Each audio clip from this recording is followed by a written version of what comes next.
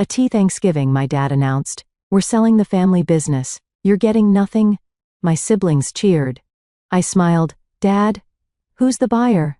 He proudly said, "Everest Holdings, they're paying $50 million. I laughed. "Dad, I am Everest Holdings." The room went silent. My name is Morgan Adams, 32 years old, and the forgotten middle child of the Adams software dynasty. Arriving at our Boston mansion for Thanksgiving, I noticed Dad checking his phone, obsessively whispering to Mom with unusual excitement. Little did they know, beneath my simple black dress, beat the heart of someone they had drastically underestimated.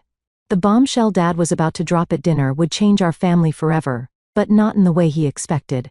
If you are watching this from a family business situation, drop a comment below and subscribe to see how I turned my father's betrayal into the sweetest revenge that changed our family forever. I grew up in Brookline, one of Boston's wealthiest suburbs, in a sprawling colonial, with 6 bedrooms, a heated indoor pool, and a lawn that required 3 gardeners to maintain. From the outside, we were the picture-perfect American success story. My grandfather Robert Adams started Adams Software Solutions in his garage back in 1978, with nothing but a second-hand computer and a revolutionary idea for inventory management software. He built it from nothing into a regional powerhouse before my father, Harold Adams, took over in 1995. Dad expanded the company aggressively. Under his leadership, Adams Software grew from a $10 million family business to a $50 million enterprise, with over 200 employees and clients across the country. Every holiday dinner, every family vacation, every weekend barbecue inevitably turned into a celebration of his business genius. The Adams name became synonymous with success in Boston business circles, and Dad never let anyone forget it, especially his children. There were 3 of us Adams kids. My older brother Garrett, 38, was the golden child, despite never showing any real aptitude for the business. He majored in communications, partied through college, and still Dad handed him a vice president position the day after graduation. Garrett spent more time on his boat or with his rotating cast of girlfriends than in the office, but somehow Dad remained convinced he was the natural heir to the Adams throne. Then there was me, Morgan, perpetually stuck in the middle at 32. Unlike my siblings, I inherited my grandfather's passion for technology. I taught myself coding at 12 and built my first app at 15. I studied computer science and business at MIT, graduated summa cum laude, and had legitimate innovative ideas for modernizing the company.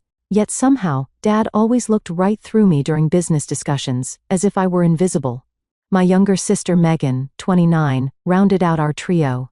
She leveraged our family name to become a lifestyle influencer, with hundreds of thousands of followers who loved her. Perfectly curated glimpses into old money New England living. She had zero interest in software or business operations, but never missed an opportunity to post about being an Adams software heiress, while contributing nothing to the company's success. Mom Diane came from old Boston money and approached family conflict the way all proper Beacon Hill wives did, by ignoring it completely and pouring another glass of Chardonnay. She played peacekeeper but ultimately enabled Dad's worst behaviors, especially his dismissal of my business acumen. "Harold, maybe you should listen to Morgan's idea," she would occasionally suggest at dinner, only to immediately back down when Dad shot her that look. "Diane, please. This is actual business we are discussing," he would say, before turning back to Garrett to continue their conversation about golf or yacht clubs or whatever non-business topic they were actually discussing. Family gatherings always centered around business talk that somehow excluded me. Dad and Garrett would dominate conversations with industry jargon and inside jokes, while I sat silently, despite understanding the technology and market better than either of them. If I tried to contribute, Dad would smile condescendingly and say something like, "That is sweet, Morgan, but leave the business discussions to the people who understand the real world." The breaking point came when I was 22. Fresh out of MIT with honors, I had developed a cloud-based integration solution that could have revolutionized our product line years before competitors entered that space. I spent months preparing a comprehensive business plan, market analysis, and technical specifications. Dad finally agreed to let me pitch during a board meeting, supposedly as a professional courtesy. I still remember walking into that mahogany-paneled boardroom, laptop and presentation materials in hand, heart pounding with a mixture of nervousness and excitement. The board members, all men in their 52nd and 60s who had been Dad's friends for decades, watched with polite but distant expressions as I connected my laptop to the projector. 10 minutes into my presentation, Dad checked his watch, sighed loudly, and raised his hand to stop me mid-sentence. "I think we have seen enough," he said, with a tight smile that did not reach his eyes. "Morgan's sweetheart. This is all very creative but completely impractical for a serious enterprise like ours. Our clients want stability, not experimental technologies." He turned to the board members with an apologetic shrug. "My daughter recently graduated college and is full of these academic ideas. Now, shall we move on to actual business matters?" The humiliation burned through me as I packed up my materials while they chuckled and moved on as if I had never been there. That night, I made a decision that would change everything. I would leave Boston and the family business behind. I would build something of my own, something so successful that even my father could not dismiss it. I moved to San Francisco with $5,000 in savings and nothing else. My parents assumed it was just a phase-it tantrum they indulged with patronizing amusement. "She will be back when she runs out of money," I overheard Dad telling Mom on the phone during one of our increasingly rare calls. Those early years were brutal. My tiny studio apartment in a questionable neighborhood cost nearly my entire monthly budget. I survived on ramen noodles and coffee, working 80-hour weeks first at entry-level coding jobs, then as a freelance developer. Every dollar I could save went into building my own company. I created Everest Holdings under the pseudonym Emmy Stone. The initial stood for Morgan Elizabeth, but nobody knew that. I wanted my success or failure to be completely disconnected from the Adams name. I started small, developing custom enterprise solutions for startups, reinvesting every profit. By year 3, I had 10 employees and a real office in Soma.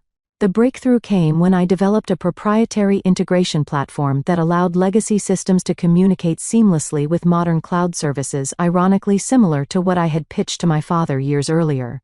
Venture capital came calling, but I maintained majority ownership, determined to control my destiny. Over the next 7 years, I strategically acquired smaller tech companies that complemented our services. Everest Holdings grew to a $200 million valuation with offices in 3 cities. Throughout it all, I maintained my pseudonym in all business dealings. In the tech world, Emmy Stone was known as a brilliant, reclusive founder who rarely gave interviews or appeared at industry events. When I absolutely had to make public appearances, I used subtle changes to my appearance and let my COO do most of the talking. My family remained completely unaware of my success. During holiday calls and occasional visits, I kept conversations vague, describing my work as doing okay or still figuring things out. Dad never pressed for details as he had already written off my career as inconsequential. This suited me perfectly as I built Everest into something that would one day shock them all. What they did not know was that for the past year, I had been strategically acquiring shares in companies that were key suppliers and clients of Atom Software. I studied their quarterly reports, identified their weaknesses, and positioned Everest as the perfect buyer to take Atom Software to the next level. 6 months ago, I had my CFO send an anonymous acquisition offer through a third party, which my father predictably rejected without proper consideration. Now, 10 years after being humiliated in that boardroom, I was returning home for Thanksgiving with a plan that would change everything. Atom Software was struggling with outdated technology and losing market share. My father did not know it yet, but I was about to become his worst nightmare and his only salvation. The week before Thanksgiving, I was in my corner office overlooking San Francisco Bay, finalizing the paperwork for what would be the most important deal of my life. My assistant knocked and entered with my travel itinerary. "Your private jet is confirmed for Tuesday at 11 a.m., she said, placing the folder on my desk. "Are you sure you do not want to bring your executive team to Boston for the signing?" I shook my head. "This is personal. I need to handle it alone." After she left, my phone rang. It was Isabella, my best friend, since those early struggling days when we shared a wall in adjacent studio apartments. "Are you really going through with this family Thanksgiving charade?" she asked without preamble. After everything they did, after 2 years of barely speaking to them, I sighed, spinning in my chair to face the window. "I have to be there in person when it happens, Isabella. I need to see his face." "I remember the last Christmas disaster," she said carefully. "Your father announced Garrett's promotion to executive vice president while you sat there with your unacknowledged Series B funding round. You came back to California and did not speak to them for months. The memory stung. Dad had raised a toast to the future of Adam's software while looking directly at my brother, who had been too hungover to contribute anything meaningful to the strategy meeting earlier that day. This time will be different, I promised. Everything changes this Thanksgiving. I spent the evening packing, deliberately choosing my wardrobe to make a statement. Gone were the casual clothes my family associated with me. Instead, I packed our money suits, a Chanel dress for Thanksgiving dinner, Louboutin heels, and the subtle signifiers of success that only the wealthy recognize, a Patek Philippe watch, a Bottega Veneta handbag, small diamond earrings from Tiffany, none of it ostentatious, all of it unmistakably expensive. After years of deliberately downplaying my success around my family, I wanted them to see glimpses of it before the final revelation. Tuesday morning, I boarded the private jet I rarely used, preferring commercial flights despite my wealth. This trip warranted the exception. During the 5-hour flight, I reviewed the contract once more, ensuring every detail was perfect.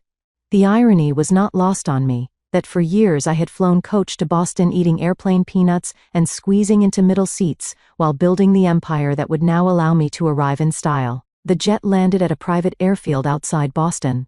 A black Bentley waited on the tarmac, another unusual indulgence I had arranged specifically for this trip. As we drove through familiar neighborhoods toward Brookline, I felt a strange mixture of nostalgia and determination hardening within me. The Addams family estate looked exactly as it always had: imposing colonial architecture, perfectly manicured grounds, now dusted with November snow, a wreath already hanging on the door in preparation for the holiday season. I instructed the driver to wait, then took a deep breath, before walking up the steps I had climbed thousands of times before. Mom answered the door herself, bypassing the housekeeper in her eagerness to see me. Her eyes widened slightly as she took in my appearance. "Morgan, darling," she said, embracing me with the scent of expensive perfume and the faint note of midday wine on her breath. "You look different." "Is that a Rolex?" "Patek Philippe, actually," I said, returning her hug. "Good to see you, Mom."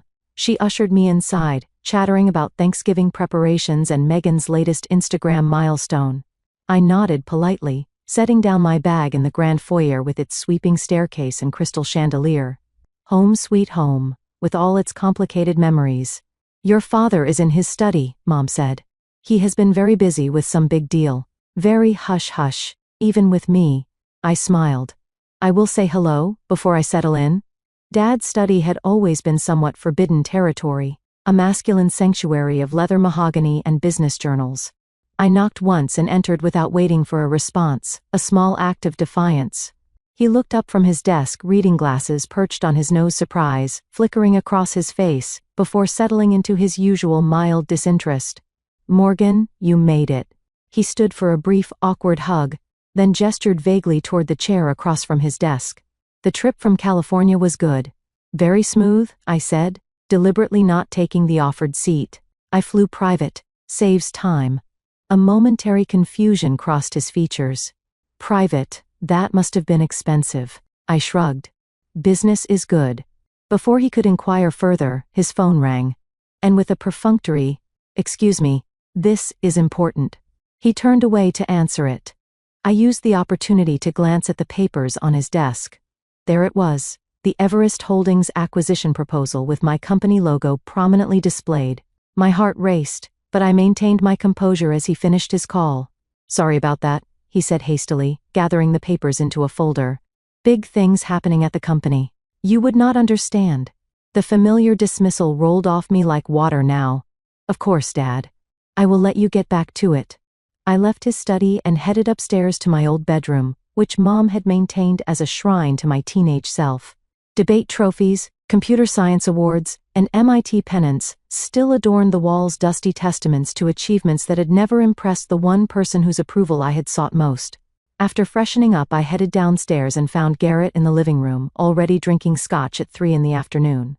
He had our father's tall frame and confident posture, but years of privileged indulgence had softened him around the middle. Well, the prodigal sister returns," he said, raising his glass in mock toast, "still playing with computers in California." "Something like that," I replied with a tight smile. "How was your little startup doing? Making any money yet?" His condescension was so familiar, it almost felt like home. Before I could answer, Megan burst into the room, phone held at the perfect angle to capture her entrance for her Instagram followers. "Morgan is here, everyone. Family reunion time," she announced to her phone, before air kissing my cheeks. "You look expensive, sis. Did you finally find yourself a rich boyfriend?" "No, just working hard," I said, stepping out of her camera frame. "Garrett brought his new girlfriend, Megan Stage," whispered, still recording. "Amber, she is 24 and does yoga. Like, professionally." On cue, a willowy blonde entered the room wearing designer jeans and a cashmere sweater that highlighted her perfect figure. Garrett immediately pulled her to his side with proprietary pride. "Amber, this is my sister Morgan. She lives in San Francisco and does tech stuff." His vague wave dismissed a decade of my professional accomplishments. "Oh my God, I love San Francisco," Amber gushed. "The shopping is amazing." Our awkward small talk was interrupted by the sound of Dad's raised voice from his study. Though the words were muffled, his excited tone carried through the house. "Yes, absolutely. Tomorrow after Thanksgiving, 50 million is the final offer. Everest Holdings has been very insistent on the terms." I excused myself to the kitchen, needing a moment alone. The household staff had always been kinder to me than my own family. Maria, our housekeeper of 20 years, was preparing vegetables for tomorrow's feast. "Miss Morgan." She smiled warmly. "It is good to see you. You look well. California agrees with you." "Thanks, Maria. Need any help?" She shook her head. "Your mother wants everything perfect for tomorrow. Big day, she says. Your father has news." I nodded, wondering if the entire household staff knew about the sale before his own children did. So I gathered. The pre-dinner drinks hour was excruciating. Mom fluttered about with forced cheerfulness. Dad checked his phone every 3 minutes. Garrett bragged about his new boat to anyone who would listen, and Megan documented everything for her followers. I sipped my wine slowly, observing the family dynamics with new eyes. No longer the hurt daughter seeking validation, but a successful businesswoman about to change the game entirely. "Dinner is ready," Mom finally announced, ushering us toward the formal dining room where the family had gathered for holiday meals for 3 generations.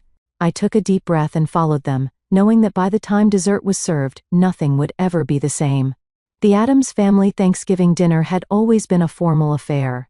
The massive mahogany dining table gleamed under the light of the crystal chandelier set with the Wedgwood china that only emerged for special occasions. Sterling silver candelabras held ivory-tapered candles, casting a warm glow over the autumnal centerpiece of pumpkins, gourds, and fall foliage that Mom had undoubtedly commissioned from the most expensive florist in Boston. I noted with mild amusement that I had been seated at the far end of the table, as far from Dad at the head as physically possible. Typical. Garrett sat at Dad's right hand with Amber beside him, while Megan occupied the spot to Dad's left. Mom took her traditional place at the opposite end with me. Beside her, symbolically separated from the inner circle of family business by the length of polished wood between us, Maria and the kitchen staff brought out course after course: butternut squash soup garnished with creme fraiche, harvest salad with candied walnuts and cranberries. And finally the turkey. A 25-pound bird roasted to golden perfection, accompanied by all the traditional sides. Dad carved with ceremonial precision, while Megan filmed for her social media, providing running commentary. And here is Daddy carving the turkey just like his father before him, continuing the Addams family tradition of excellence in everything they do. I caught Mom wincing slightly at Megan's performance before taking a large sip of her wine. By my count, it was her 4th glass since I had arrived. Once our plates were filled, Dad raised his glass for the traditional Addams family gratitude ritual, another performance where we each shared what we were thankful for this year. It had once been meaningful before it devolved into a competitive status report. Garrett went first, as the eldest always did.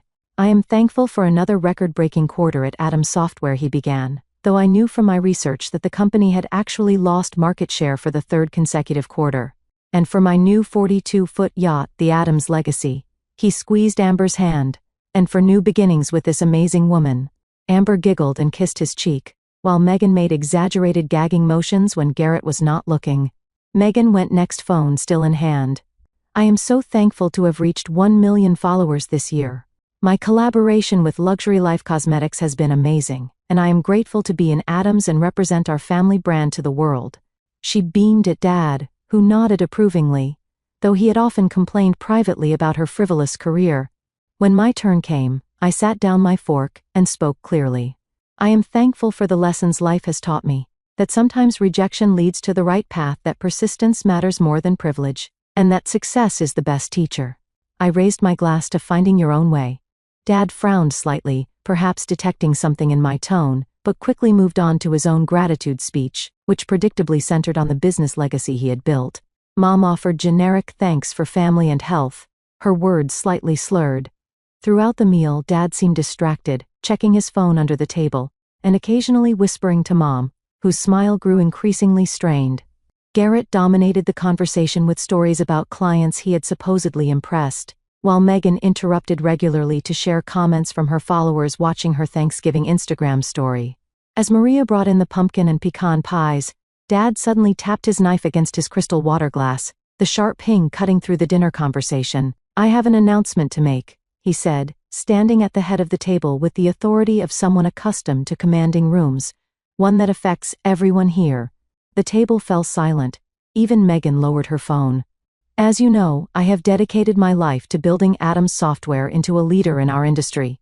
But all good things evolve, and the time has come for change." He paused dramatically. "I have decided to sell the company." Garrett choked on his wine. "What, Dad? You cannot be serious." Dad raised his hand for silence. "I have been in negotiations for months with a very interested buyer. The deal will be finalized tomorrow." Megan gasped theatrically. "But Daddy, what about the Adams legacy?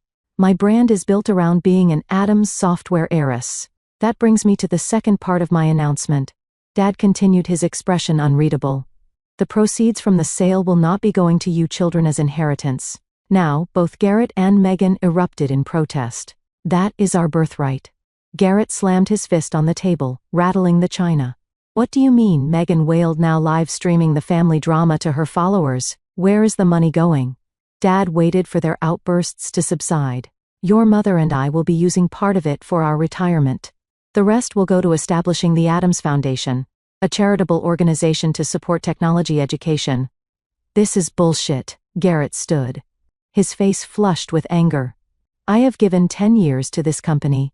You promised it would be mine someday. You promised all of us." Megan joined in, tears streaming down her face, though she kept her phone carefully angled to capture her most flattering crying angle. Throughout the chaos, I remained perfectly still, taking small, deliberate bites of pecan pie. Mom noticed my calm and gave me a quizzical look. "Morgan," she said quietly, "you do not seem surprised." The table gradually quieted as everyone turned toward me, suddenly remembering my presence. "Actually," I said, setting down my dessert fork with precision, "I have just one question." I looked directly at my father. "Who is the buyer?" Dad's chest puffed with pride, pleased to have important information that we did not. "A very successful tech investment firm called Everest Holdings. They are paying $50 million, which is more than generous given our recent market challenges." I took a sip of water, using the moment to steady myself for what came next. The room felt charged with a strange electricity, the moment suspended between the past and future. "Dad," I said finally, my voice calm and clear, "I am Everest Holdings." The room went completely silent. I could hear the antique grandfather clock ticking in the hallway, marking the seconds of frozen disbelief. For several heartbeats, nobody moved. The silence was absolute, as if the air itself had solidified around us. I watched the emotions play across my father's face in rapid succession: confusion, disbelief, shock, and finally the first flickers of anger. Garrett was the first to react, knocking over his wine glass as he stood abruptly.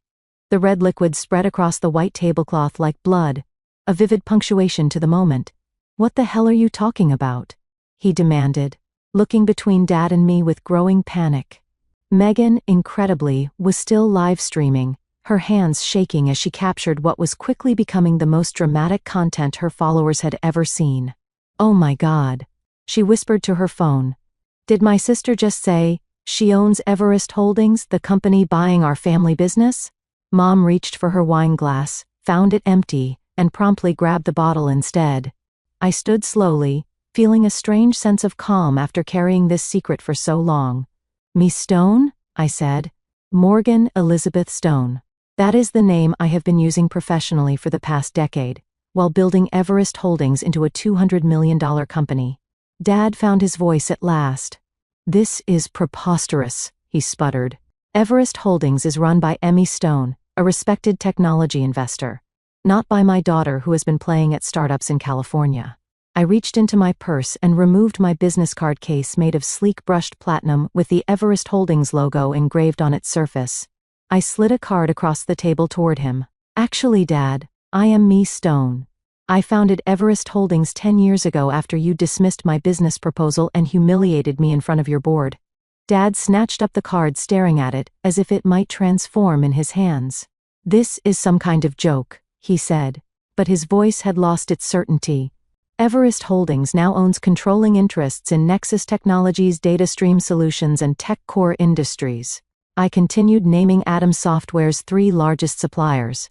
"We also recently acquired majority stakes in your 2 biggest clients, McKinsey Manufacturing and Westfield Distribution.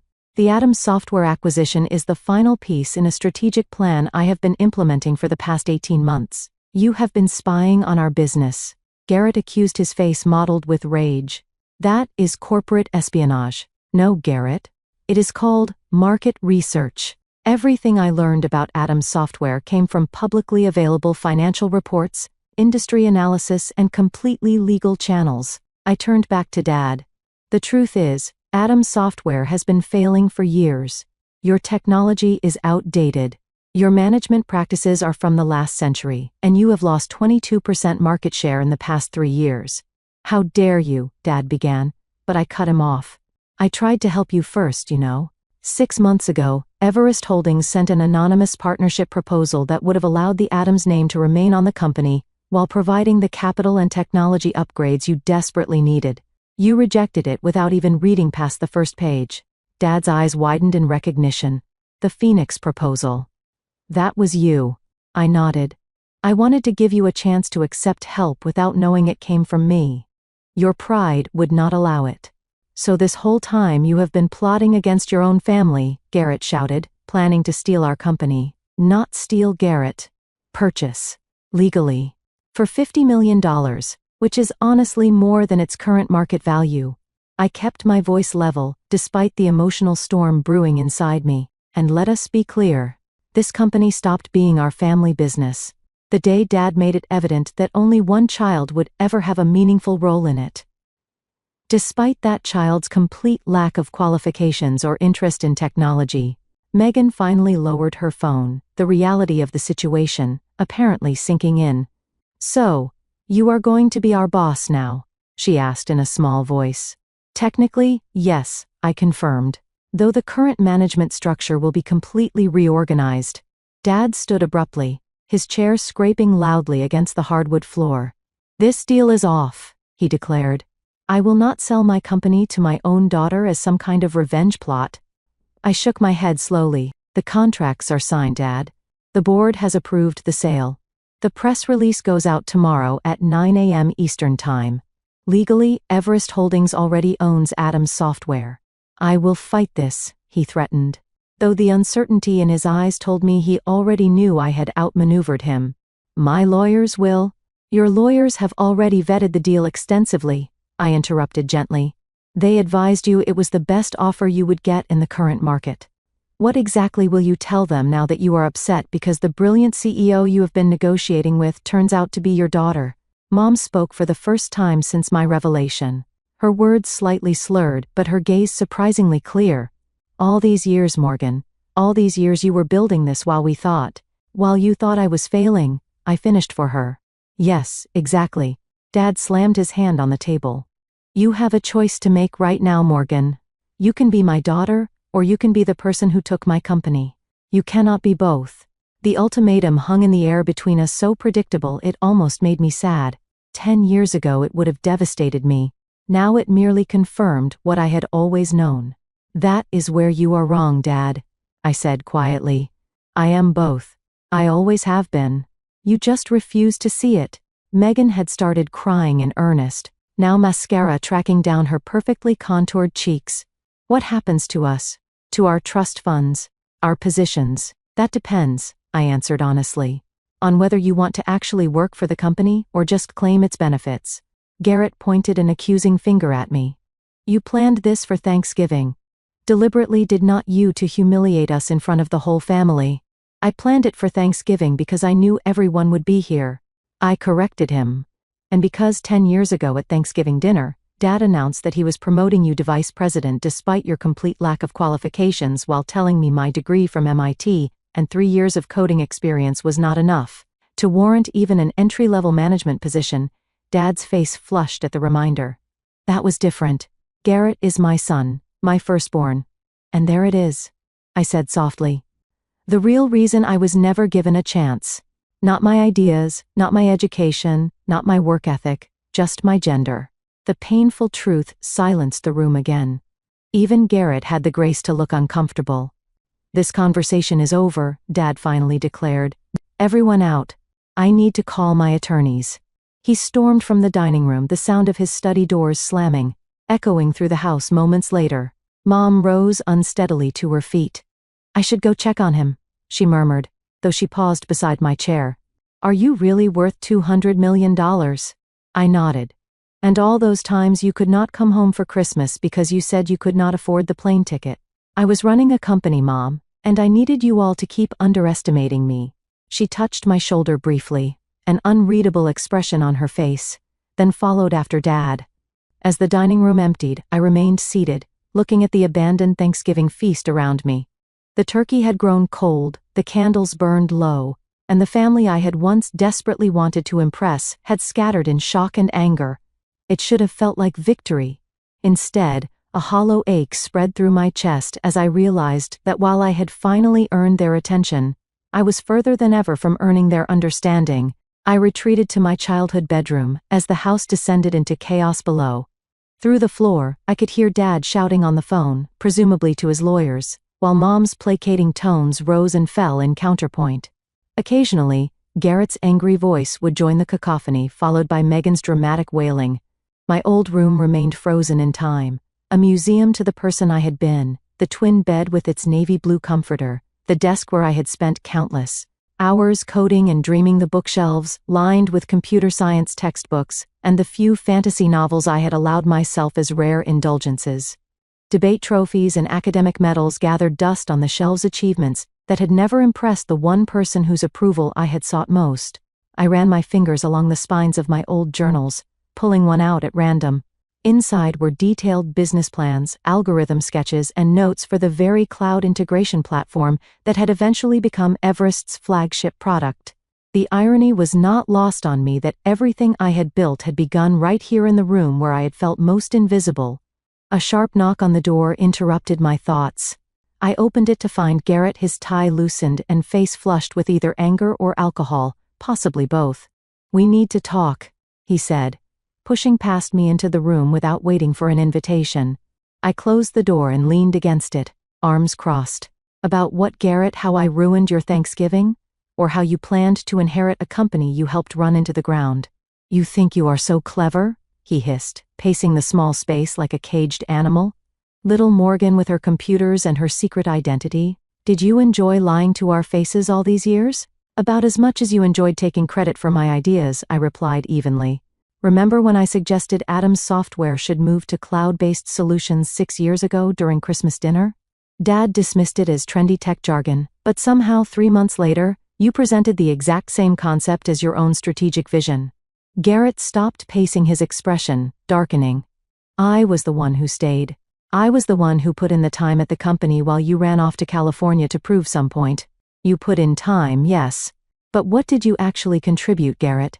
Besides expenses on the company credit card for client dinners at strip clubs and a corner office, you used primarily for naps between hangovers. His face contorted with fury. You do not know what you are talking about. I brought in the Westfield account. Westfield came to Adam's software because I personally reached out to their CTO as Emmy Stone and recommended your services as part of my long-term acquisition strategy, I informed him. And I know exactly what I am talking about because I have been auditing the company remotely for the past year as part of my due diligence, including the financial records you thought were only accessible on the local server. The color drained from his face. What are you saying? I know about the $300,000 you embezzled through fake vendor accounts, Garrett. I know about the phantom consulting fees that went directly to your personal offshore account. I know everything. He took a threatening step toward me. You cannot prove any of that.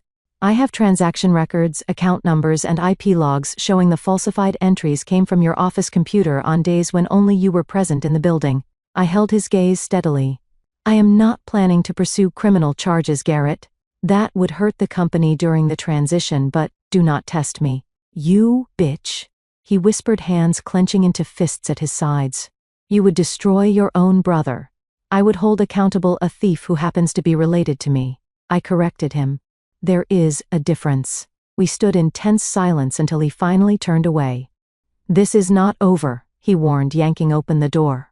Actually it is, I said to his retreating back. You just do not realize it yet. I had barely closed the door when another knock came. This time it was Megan, her makeup freshly touched up despite the tear tracks still visible on her cheeks.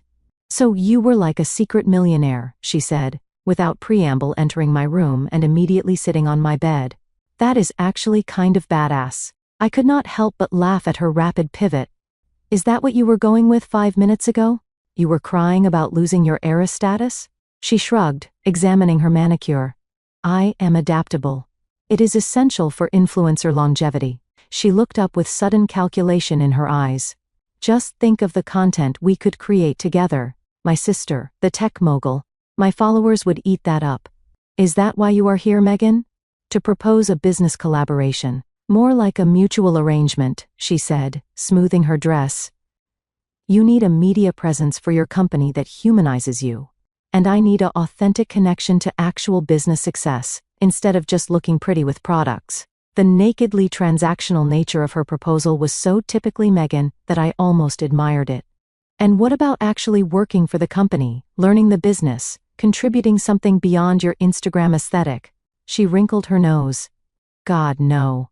Coding is boring, and business meetings make me want to die.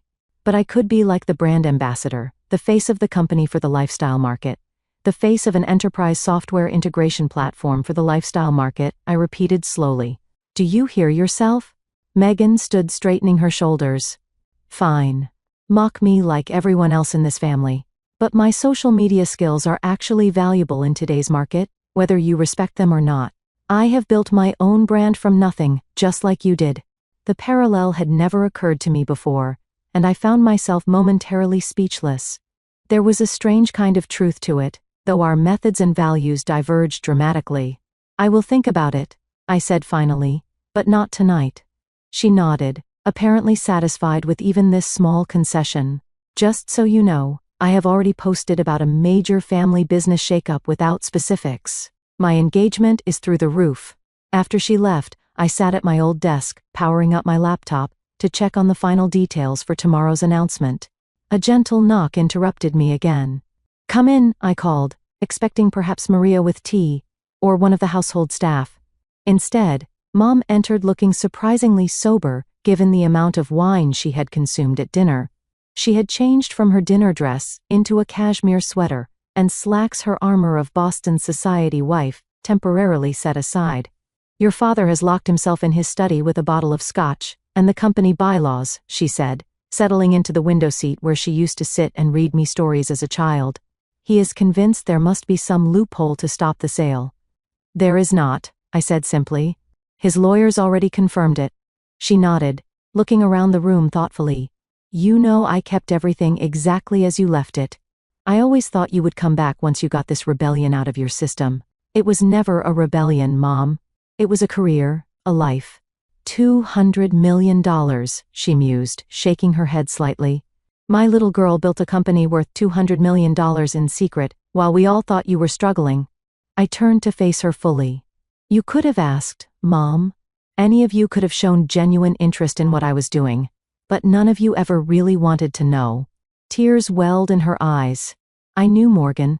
Not the details, not the scale of your success, but I knew you were special. I saw it when you were little, the way your mind worked differently, how you understood things the rest of us could not grasp. She wiped at her cheeks. I just did not know how to help you in a family like ours with a man like your father. You could have stood up for me, I said, the old hurt rising unexpectedly in my throat. All those times he dismissed me, humiliated me. You just sat there. I was wrong, she admitted quietly. I told myself I was keeping the peace being a supportive wife, but I failed as a mother when you needed an advocate. The simple acknowledgement pierced something long, frozen inside me. I had come prepared for anger, for accusations, even for legal threats. I had not prepared for genuine remorse. What happens now? Mom asked, after a long silence. Tomorrow morning, the acquisition becomes public. Adams Software will become a subsidiary of Everest Holdings. The company name will remain for now, but operations will be completely restructured. I hesitated, then added, Dad and Garrett will be offered advisory positions with no actual authority if they want them, mostly for appearance's sake during the transition. And you? Will you move back to Boston? I shook my head. I will remain in San Francisco. We will install a new management team here. She nodded, seeming to understand all I was not saying. That I had outgrown this house, this family dynamic, this version of myself. Your father may never forgive you for this, she warned softly. I know, I acknowledged, but this is not about forgiveness, Mom.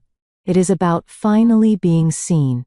After she left, I worked until dawn preparing for the morning's confrontation, ignoring the texts from Isabella, asking for updates. As the first gray light of morning filtered through my curtains, I changed into one of my Armani suits, styled my hair into a sleek chignon, and put on the subtle makeup that Miss Stone was known for in her rare public appearances. The morning would bring either a new beginning for the Addams family or its final fracturing. Either way, I was ready. The kitchen was eerily quiet when I came down at 7 a.m. Maria silently handed me a cup of coffee, her eyes communicating a mixture of concern and respect. The formal dining room had been cleared of last night's Thanksgiving disaster. No evidence remaining of the family explosion, except the lingering tension in the air.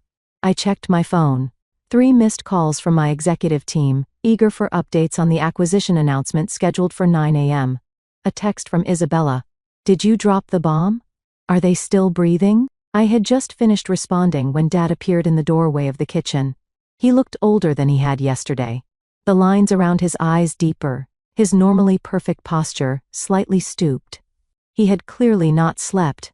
My study now. His tone left no room for discussion. I followed him down the hallway to the room that had always been the center of Addams family power. The wood-paneled walls were covered with framed accolades, business journal covers featuring Dad industry awards, photos with politicians and celebrities. Conspicuously absent was any recognition of my achievements, though my MIT graduation photo sat on a side table, half hidden behind more prominent family pictures. Dad took his seat behind the massive desk, a position he had used to intimidate business rivals for decades. I chose not to sit in the visitor's chair as expected, instead perching on the edge of the desk itself, a subtle repositioning of our power dynamic that did not go unnoticed. My attorneys confirm what you said last night, he began without preamble. The sale is legally binding. The board vote was unanimous. Of course it was, I replied.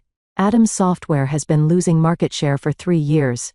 Your technology is outdated, your management structure is bloated, and your development pipeline is empty. The board recognized a good offer when they saw it. $50 million, he said, shaking his head. The company was valued at $70 million just 2 years ago. The company was overvalued 2 years ago, I corrected, and I offered more than any other potential buyer would have. Most would have stripped the assets and dissolved the Addams name entirely. He looked up sharply. And is that your plan, to erase your own family legacy? Despite everything, I respect what grandfather built and what you expanded. The Addams name stays, though the company structure will change significantly. For the first time, uncertainty crossed his features. What exactly are your plans? I had waited 10 years for him to ask my opinion on business matters. The irony was not lost on me.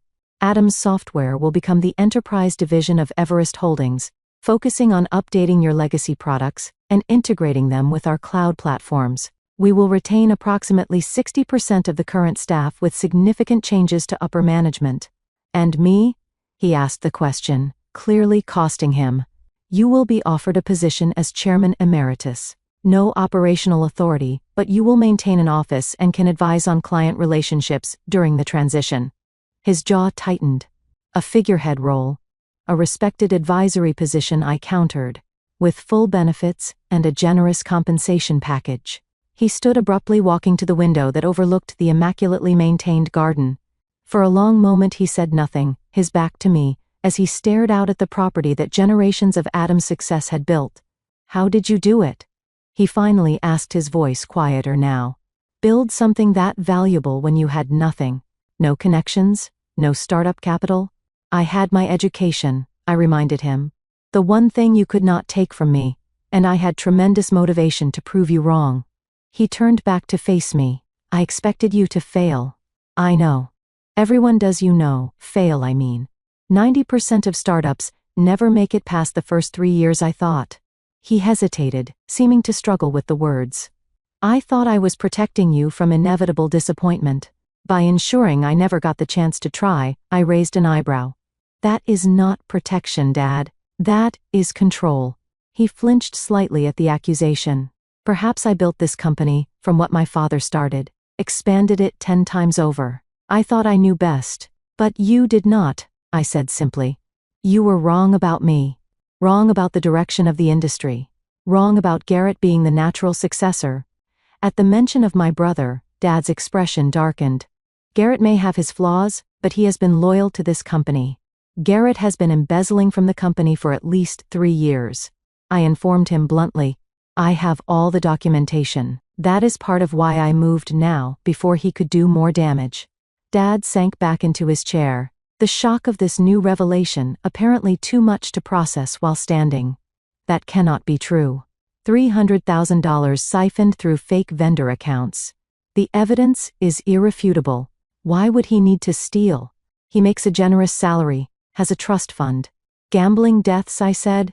Sports betting mostly, from what I can tell. Dad buried his face in his hands briefly before looking back up, suddenly appearing every one of his 68 years. So both my son and my company were failing, and I was too blind to see either. The naked vulnerability in his admission caught me off guard. I had expected more anger, more accusations, not this broken acceptance. Not blind, I said, softening my tone slightly. Just looking in the wrong direction. A long silence stretched between us, filled with decades of misunderstanding and missed opportunities. When he finally spoke again, his voice had changed the arrogance, replaced with something approaching genuine curiosity. How did you do it? He asked. Really?